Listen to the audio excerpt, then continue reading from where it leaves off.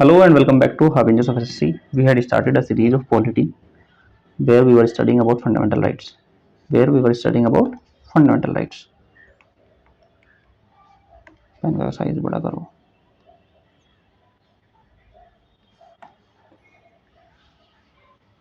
All right. Where we had been studying about fundamental rights. हमारे पास में हमने देख लिए थे, हमारे पास में टोटल 6 राइट्स अवेलेबल है आज की डेट में. पहले 7 थे. 44th कॉन्स्टिट्यूशनल अमेंडमेंट हुआ था तो अब 6 बचे हैं. 6 में से हमने 3 देख लिए. 3 कौन कौन से देख लिए? हमने देखा है right to equality. Right to equality देखा है हमने. कहाँ से कहाँ तक है? 14 से 18 तक है. फिर हमने देखा था राइट टू फ्रीडम. कहाँ से कहाँ तक है? 19 से 21-22 तक है. फिर हमने देखा right against exploitation.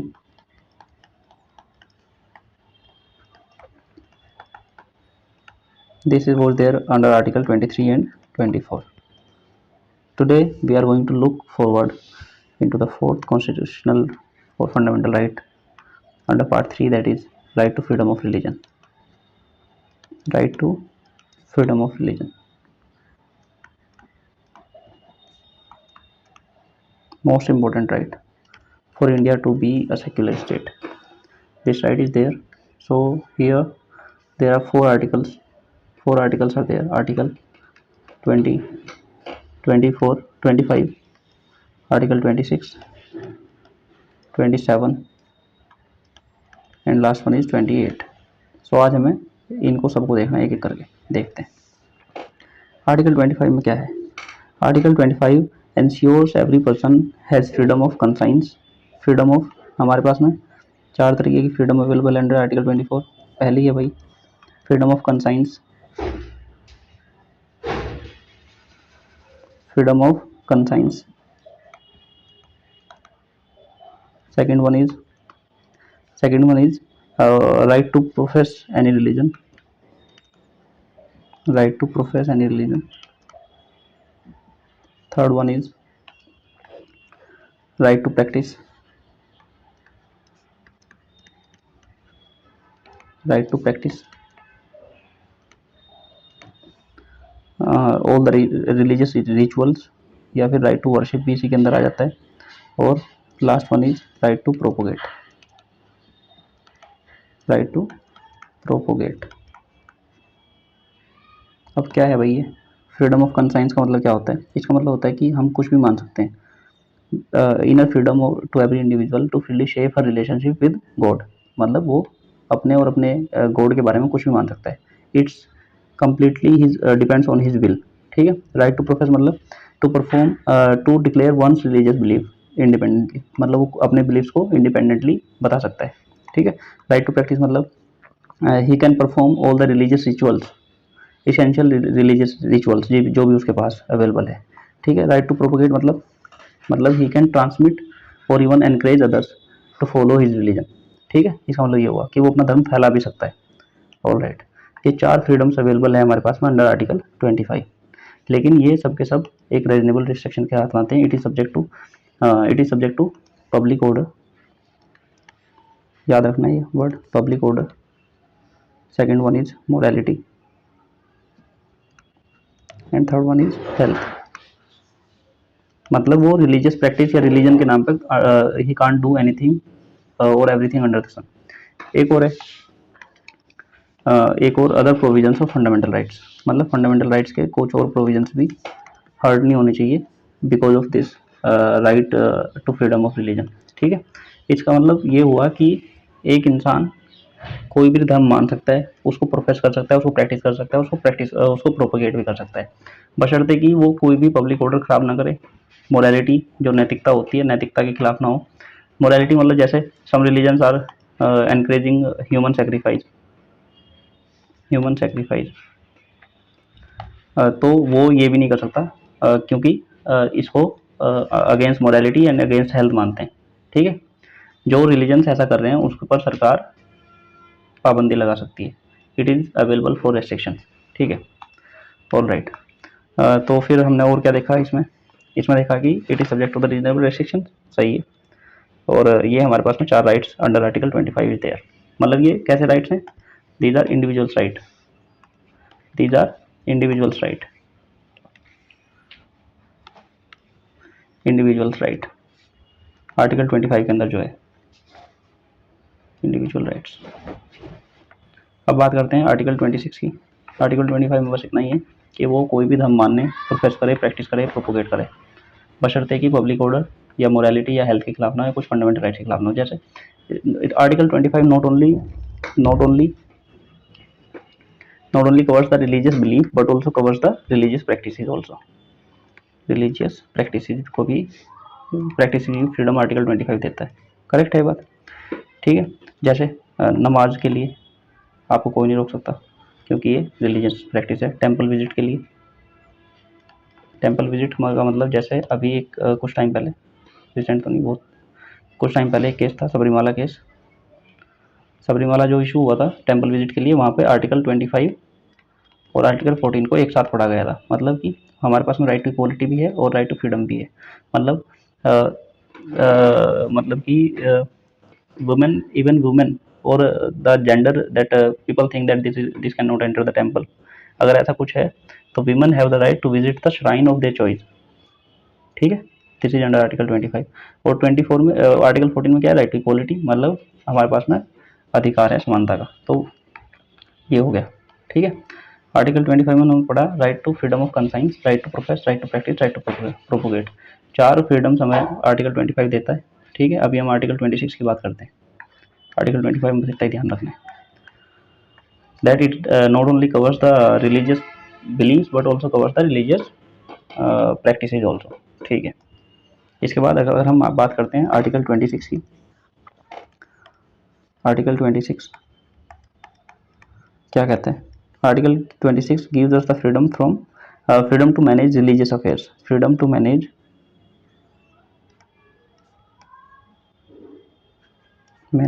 religious affairs। ठीक है भाई, मतलब हमारे पास में अधिकार है कि वो अपने रिलीजियस अफेयर्स को मैनेज कर सकते हैं। अब रिलीजियस अफेयर्स मैनेज कौन करते हैं? ऑर्गेनाइजेशन करता है, ऑर्गेनाइजेशन करता है। तो article 26 is more of a community right, not an individual right, community या फिर डिनोमिनेशन राइट। ठीक है भाई। तो आर्टिकल 25 में यही है कि हर एक रिलीजियस डिनोमिनेशन के पास अधिकार है कि वो अपने रिलीजियस अफेयर्स को मैनेज कर सकता है। ठीक है। ऑल राइट, मतलब मैनेज रिलीजियस अफेयर्स में क्या क्या आ जाता है? That he has that this organization or the community has the right to establish and maintain religious institutions, establish and maintain religious institutions। तो रिलीजियस इंस्टीट्यूशन जैसे कि मदरसा, मस्जिद, टेंपल, गुरुद्वारा, चर्च, ये सब बनने का अधिकार कहाँ से मिलता है? आर्टिकल 26 देता है कि तुम अपने कुछ भी रिलीजियस इंस्टीट्यूशन बना सकते हो और उनको इस्टेब्लिश कर सकते हो, उनको मेंटेन भी कर सकते हो। ठीक है। दूसरा अधिकार इसमें क्या दिया हुआ है? that these religious institutions, these religious organizations have the right to manage its own affair in the matter of religion। Religion के मैटर में जितने भी अफेयर्स हैं ना, ये खुद मैनेज कर सकते हैं अपने, to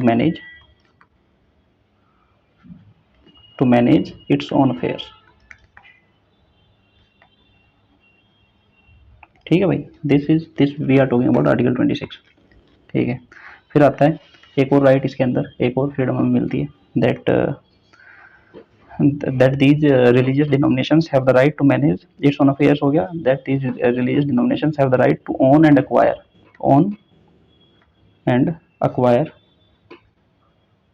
movable and immovable properties, movable and immovable both properties।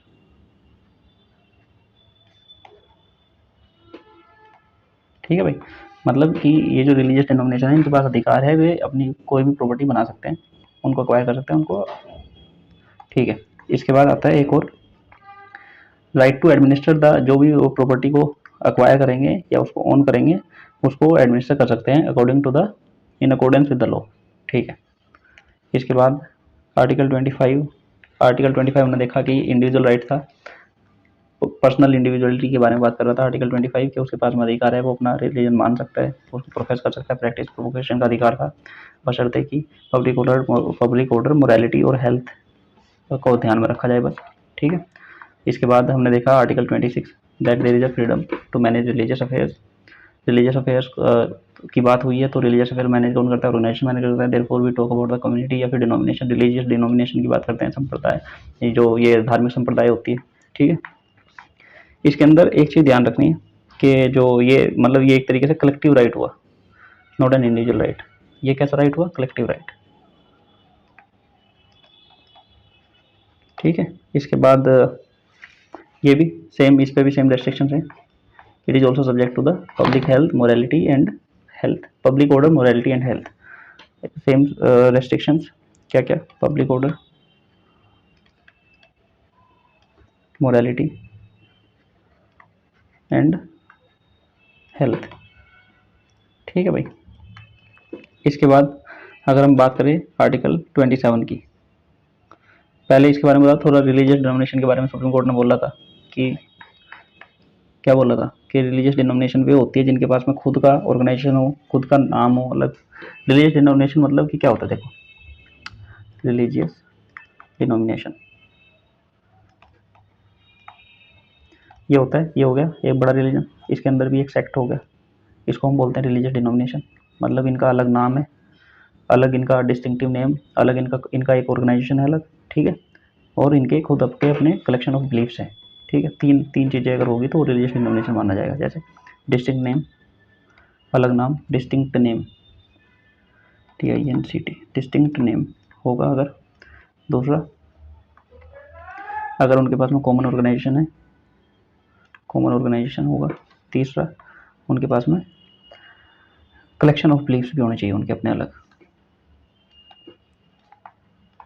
तो इन तीन चीज़ों को मानते हुए supreme court said that what, supreme court said that Ramakrishna Mission एक रिलीजियस डिनोमिनेशन है, Ramakrishna mission,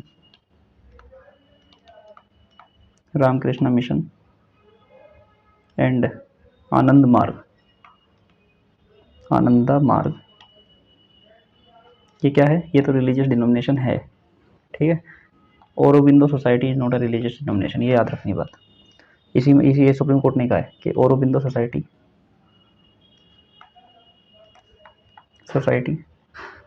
is not a religious denomination, ठीक है। इसके बाद चलते हैं अपन आर्टिकल नंबर 27 पे। आर्टिकल नंबर 27 में फ्रीडम देता है क्या? Freedom from the taxation for the promotion of a religion, freedom from the taxation, article 27। Article 27 किसके बारे में बात करता है? It talks about the freedom from taxation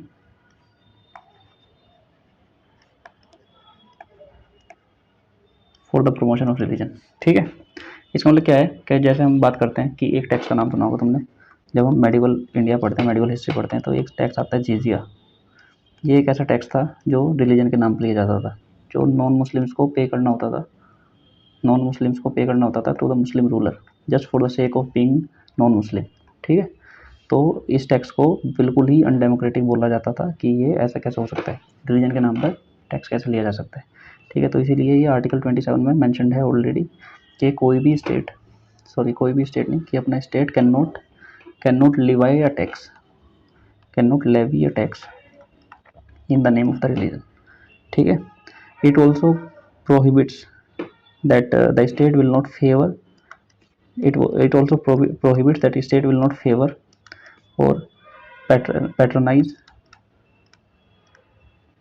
a religion, a specific religion। एक रिलीजन को फेवर नहीं कर सकता, एक रिलीजन को पैट्रोनाइज नहीं कर सकता, लेकिन जनरली सबके सब रिलीजन को एक साथ पैट्रोनाइज और फेवर कर सकता है। सबके रिलीजन के फेवर में अगर कोई टैक्स लेवाई करना है तो तब टैक्स भी ले सकता है, ठीक है। ये बात समझ आती है। जैसे पहले क्या होता था एंशिएंट इंडिया में, एंशिएंट इंडिया की जब हम बात करते हैं तो वहाँ पे जैसे कुछ रूलर्स हुए, जैसे अशोक, काला अशोक।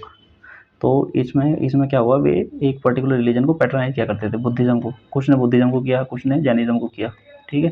तो आज का स्टेट ऐसा नहीं कर सके, इसलिए ये आर्टिकल हमें फंडामेंटल राइट में लिखा हुआ है, आर्टिकल 27, करेक्ट। इसके बाद सेक्युलर एक्टिविटी के लिए टैक्स लगा सकता है। जैसे मैं तुम्हें कहता हूँ, जैसे अभी राम मंदिर का कंस्ट्रक्शन हुआ, तो राम मंदिर कंस्ट्रक्शन के लिए क्या state can levy a tax? No. लेकिन स्वच्छ भारत अभियान के लिए एक सेस लगाया हुआ था, स्वच्छ भारत अभियान के लिए। क्यों? क्योंकि वो एक सेक्युलर एक्टिविटी थी, उसके लिए टैक्स लगा सकते हैं।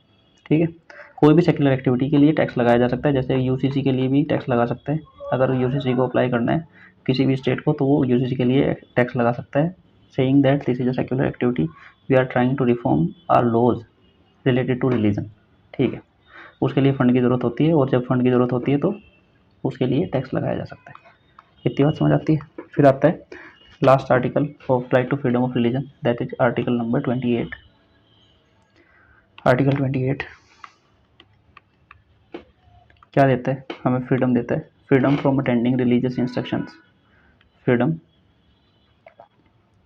From attending religious instructions in the educational institutions, religious instructions. इसका मतलब ये हुआ कि जितने भी रिलीजियस इंस्ट्रक्शंस होते हैं ना, वो हमें स्कूल में religious instructions in educational institutions. ठीक है भाई, एजुकेशनल इंस्टीट्यूशन के अंदर कोई भी रिलीजियस इंस्ट्रक्शन नहीं होगा, बशर्ते कि वो एजुकेशनल इंस्टीट्यूशन अगर होली मेंटेन्ड बाय स्टेट है, होली मेंटेन्ड बाय स्टेट। ठीक है, मेंटेन्ड बाय स्टेट। ठीक है, अगर कोई वहाँ पे बिल्कुल भी परमिशन नहीं है कि ऐसा किया जा सकता है, वहाँ पे कोई भी रिलीजियस इंस्ट्रक्शन नहीं दिए जा सकते। जैसे अभी कुछ दिन पहले एक केस आया था कि केवी में क्या हो रहा था, गायत्री मंत्र वॉज बीइंग चैंटेड, गायत्री मंत्र का एक केस हुआ था। गायत्री मंत्र वॉज बीइंग चैंटेड इन केंद्रीय विद्यालय। तो केंद्रीय विद्यालय में पता है कि सरकारी स्कूल है, तो Holi maintained by the state है, तो वहाँ पर गायत्री मंत्र को कुछ लोग तो मानते हैं कि एक सेक्युलर मंत्र है, लेकिन कुछ लोग ऐसा मानना है कि ये एक रिलीजियस मंत्र है, हिंदुइज्म के अंदर इसको चैंट किया जाता है। करेक्ट। तो फिर अगर केवी में गायत्री मंत्र होगा तो state will have to prove that Gayatri mantra is a secular mantra, not a religious mantra. ठीक है, बाकी जो है ना, बाकी जैसे माइनॉरिटी इंस्टीट्यूशंस है या फिर प्राइवेट इंस्टीट्यूशंस है, वहाँ पे हो सकता है ये religious instructions, condition that voluntarily होगा, वो आर्बिट्रेरली नहीं होगा, मतलब ज़बरदस्ती। You can not compel someone कि चल भाई you have to attend religious instructions, वो वॉलेंटरीली है, विद कंसेंट, विद कंसेंट। अगर अंडर 18 अगर माइनर है बच्चा तो गार्जियन का कंसेंट चाहिए कि हम उसको रिलीजियस इंस्ट्रक्शन दे सकते हैं या नहीं। अगर माइनर नहीं है बच्चा तो उसका खुद का कंसेंट लगेगा। ठीक है, this was all about the right to freedom of religion. Correct. इसके बाद अभी हम देख लेते हैं कि हमने अभी तक पढ़ा क्या क्या है। हमने किया था शुरू फंडामेंटल राइट्स, हमने शुरू किया था फंडामेंटल राइट्स। फंडामेंटल राइट्स को मैंने बताया था कि ये मैग्ना कार्टा ऑफ इंडिया है, और इसको हमने यूएसए के बिल ऑफ राइट्स से लिया है, और जब हमने लिए थे तब ये 7 थे, आज घट के 6 हो गए हैं। एक कहाँ से लगाया, एक को 44th कॉन्स्टिट्यूशनल अमेंडमेंट से हमने हटा दिया। ठीक है, वो कौन सा था, 1978 में एक अमेंडमेंट हुआ था, 44th कॉन्स्टिट्यूशनल अमेंडमेंट एक्ट। इससे हमने कौन सा हटाया, right to property. Right to property अभी कहाँ है, अभी मिलेंगे तुम्हें आर्टिकल नंबर 301 में, 300A में। ठीक है, ये एक लीगल राइट है, this is not a fundamental right. ठीक है, अभी 6 हैं हमारे पास, 6 में से हमने 4 कर लिए। 6 में से कौन कौन से 4 किए हमने किया, सबसे पहले कौन सा किया, राइट टू इक्वलिटी। दूसरा हमने किया राइट टू फ्रीडम। फिर हमने किया right against exploitation, right against exploitation. फिर हमने किया आज right to freedom of religion, freedom of religion.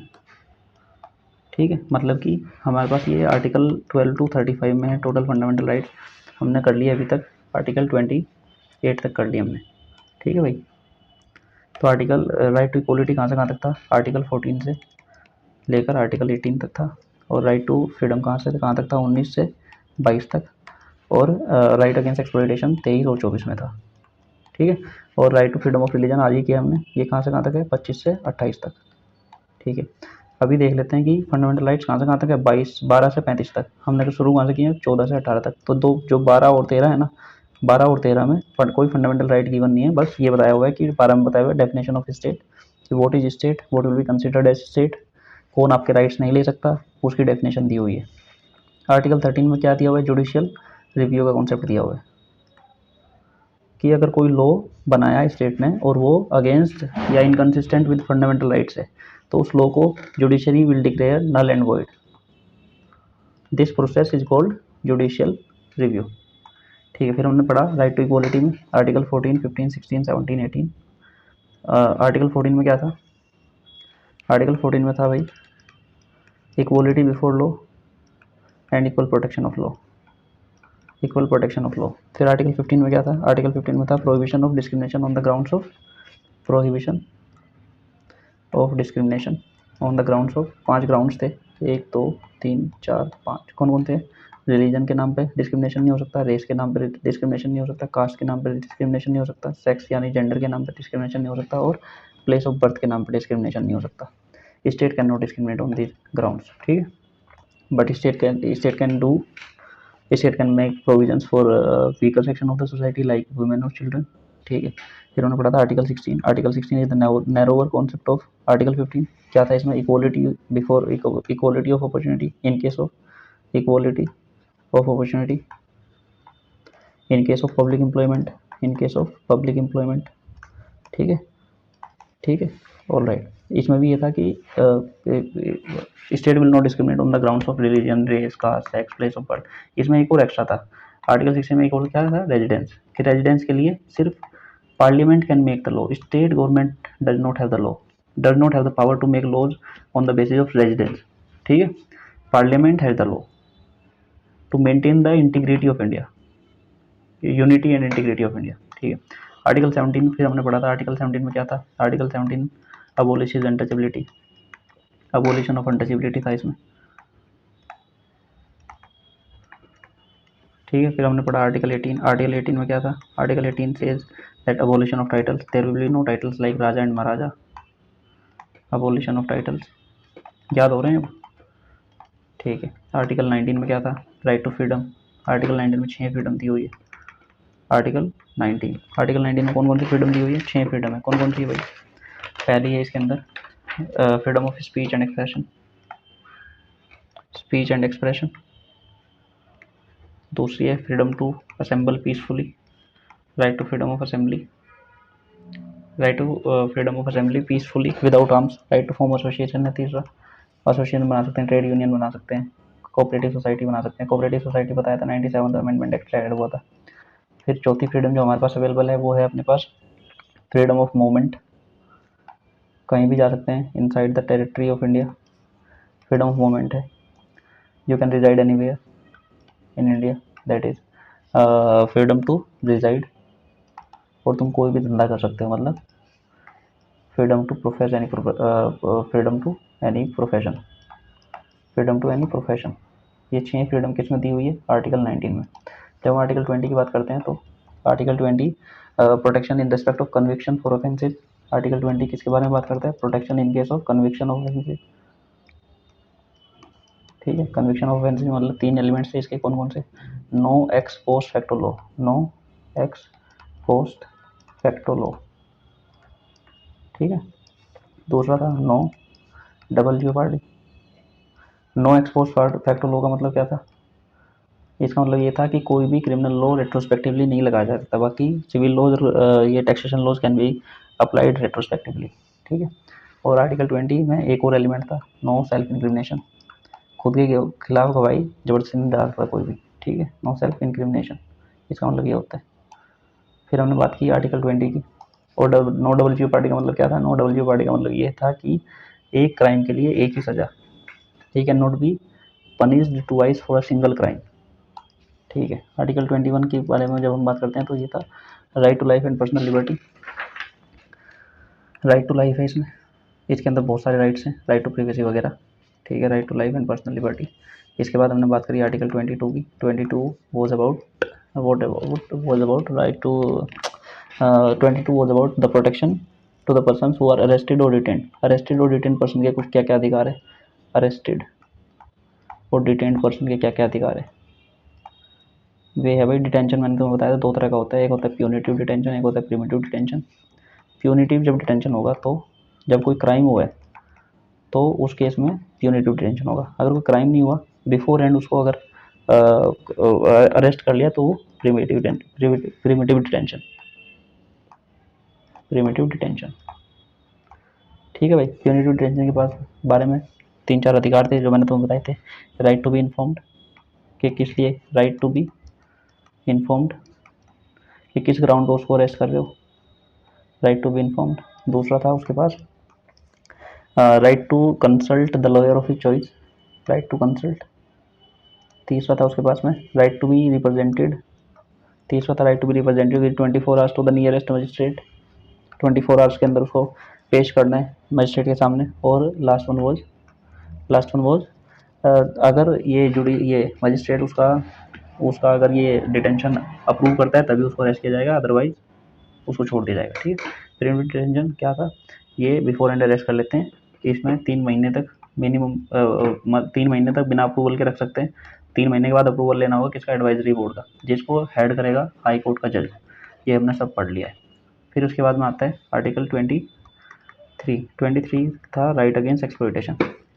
Right against exploitation मतलब ये क्या क्या चीज़ें बैन करता था, ये बैन करता था trafficking in human beings, trafficking in humans मतलब खरीद फरोख्त इंसानों की एज गुड्स एंड, ठीक है।